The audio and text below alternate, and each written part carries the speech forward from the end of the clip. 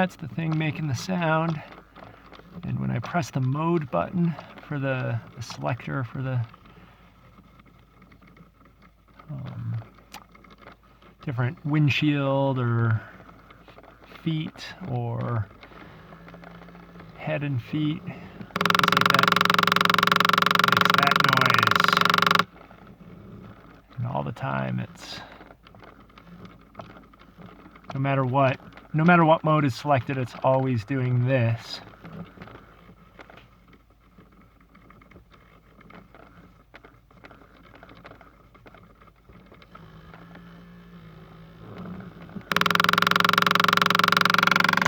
Just to show you what mode that is, that's the feet.